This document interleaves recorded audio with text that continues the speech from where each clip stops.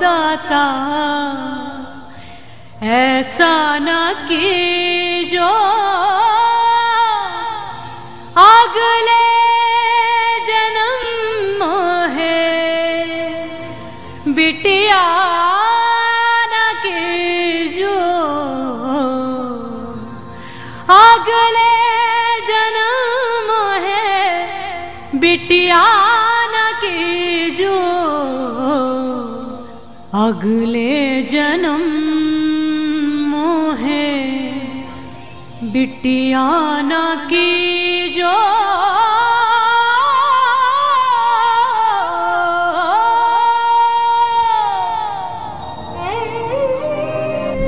हे धरती माँ, मैंने धरती पर जन्म लेकर कौन सा पाप किया जो हर बार मुझ पर ही जुल्म किया जाता। सतयुग से लेकर कलयुग तक मुझे ही पीड़ा दी गई। सतयुग में मेरे अपनों ने ही जुओं में मुझे दाव पर लगा दिया। जिसने दाव जीता दुर्योधन, उसने मेरा ही चीरहरण कर डाला। वहाँ तो कृष्ण ने मेरी लाज बचा ली, लेकिन यहाँ तो हर स्थान पर दुर्योधन खड़े हैं। क्या लाज बचाने कृष्ण आएंगे? रामायण में भी मेरी ही परीक्षा ली गई। कितने बार दूं मैं ऐसी परीक्षा है। मुझे नहीं बनना है बिटिया, ना बनना है माँ। मुझे अगले जन्म तो क्या, किसी जन्म में भी बिटिया ना बनाना।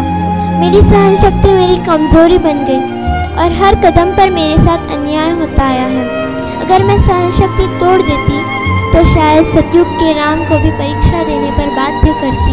जब जब ऐसा समय आया तो कभी दुर्गा तो कभी काली का रूप लेकर मुझे प्रकट होना पड़ा। किंतु कलयुग में इतने शैतान भरे पड़े हैं कि काली दुर्गा का रूप लेने की शक्ति आज के शैतानों के सामने कमजोर होने लगी।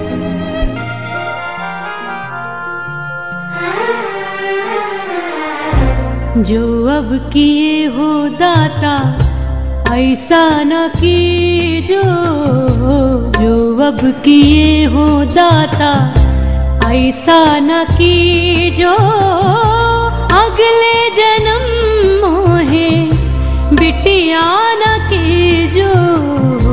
जो अब किए हो दाता ऐसा न कीजो, जो अब किए हो दाता ऐसा न कीजो अगले जन्म है बिटिया न कीजो।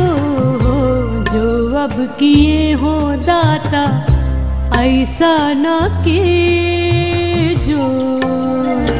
क्या आपने कभी सुना पति पत्नी के लिए आग की बेदी पर बैठा? नहीं, मैं ही हूँ जो अपने पति के लिए सती बनी जलती चिता पर बैठ गई। कई बार दहेज की बलि चढ़ी।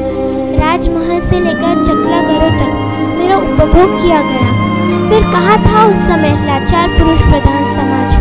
दशा तो ऐसी हो गई कि मुझे तो कई बार जन्म लेने से पहले ही मार दिया गया। आखिर क्या कसूर था मेरा? कई परिवार तो ऐसे भी हैं जहाँ अपनों ने ही बेटियों की अस्मत लूट ली। सतयुग में जब द्रौपदी का चीरहरण हुआ, सब उसके अपने ही तो थे। 5 पति होते हुए भी चीरहरण हुआ और लाज बचाई कृष्ण ने, किंतु पति कुछ नहीं कर सके।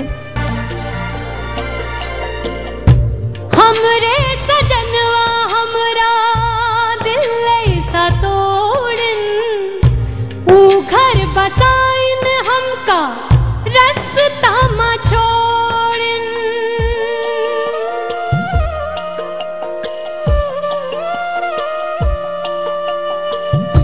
जैसे कि लल्ला कोई खिलौना जो पावे, 2-4 दिन तो खेले फिर भूल जावे।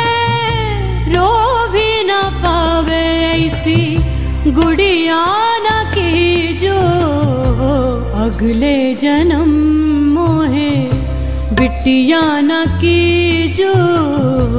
अगले जन्म मोहे बिटिया न कीजो। जो अब किए हो दाता ऐसा न कीजो अगले जन्म मोहे बिटिया न कीजो। ये कलयुग है, यहाँ कुछ भी हो सकता है। रक्षाबंधन में भी रेशम की डोर कमजोर हो रही। अगर मेरी रक्षा कोई नहीं कर सकता, क्यों मुझे बचाया जा रहा है? सब दिखावा, झूठा प्रेम है। समाज, सरकार, कानून बार बार मेरा मजाक उड़ाते हैं। ये अंधा समाज सब देख रहा, फिर मेरी सुरक्षा कैसे होगी? आखिर क्यों? इसलिए हे परमात्मा, अगर कहीं तू भी तू है तो मेरी तुझसे एक ही विनती है कि मुझे अगले जन्म में तो क्या, किसी भी जन्म में बिटिया ना बनाना।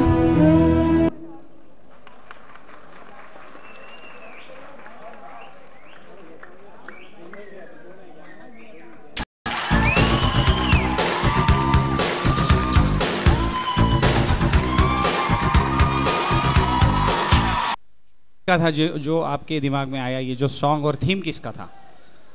ये हम अभी बेटियां बचाने के लिए। ये आइडिया किसने दिया है? किसके दिमाग से हुआ है? किसके? पापा। अच्छा, एक बार मैं बुलाना चाहूँगा भैया को भी मंच पर 2 मिनट के लिए, क्योंकि देखिए इतने अच्छे अच्छे विचार, इतने अच्छे अच्छे कंसेप्ट लेकर कोई आता है तो नेचुरली उसका लोगों में वो होना चाहिए, प्रोत्साहन मिलना चाहिए। उनको देख के प्रेरणा लेके बाकी लोग भी उनको जब मंच पे देखेंगे तो उनको भी इस टाइप के विचार और अच्छे अच्छे कुछ आइडियाज़ बच्चों को आएंगे। ये शो डांस था, ये कंपटीशन में नहीं था, बट ऐसी प्यारी बच्चियां रहेंगी तो गाने के बोल चेंज करने पड़ेंगे कि हमें भी इस जन्म में बिटिया ही दीजो। अगर ऐसे कंसेप्ट आते रहे और लोग उसके पर अवेयर हो गए, कुछ लोग भी यहाँ बैठे वो अवेयर हो गए, तो समझना हमारा कंसेप्ट बहुत सक्सेसफुल है। जो आपके विचार है, और हम आपसे भी पूछना चाहेंगे आपके दिमाग में ये आइडिया कैसे आया कि बच्ची को इस प्रकार का नृत्य करवाया जाए? हेलो, जिस हिसाब से अभी समाज में जो बुराइयां बाहर आ रही है, उसमें एक दिखा कि लोग दिखावा बहुत ज्यादा कर रहे हैं, यानी बेटी बचाने के नाम पे जो राजनीति हो रही है वो राजनीति नहीं होना चाहिए। अभी भी मेरी व्यक्तिगत राय ऐसी है कि 30% अभी भी लड़कियां घर में अपने ही लोगों से असुरक्षित है। बिल्कुल बिल्कुल, मेरे ख्याल से ऑडियंस भी इस बात को सहमत है, तो एक बार आपकी सहमति दर्शाए। अगर भैया के विचार, हमारे विचार अगर सब पसंद कर रहे हैं और उसमें अगर सभी का योगदान रहेगा तो हमें भी बहुत खुशी होगी। तो बहुत अच्छा लगा आपका ये कंसेप्ट, बहुत अच्छा किया बेटा आपने।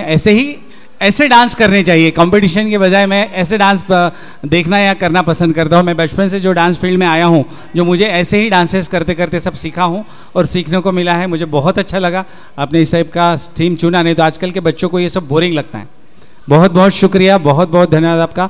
ऐसे ही हर साल हमारे स्टेज पे आप कुछ ना कुछ नया लाइए, हम रिक्वेस्ट करते हैं आपको, और हमारे प्रोग्राम में आप 4 चांद लगाइए। Thank you very much, thank you.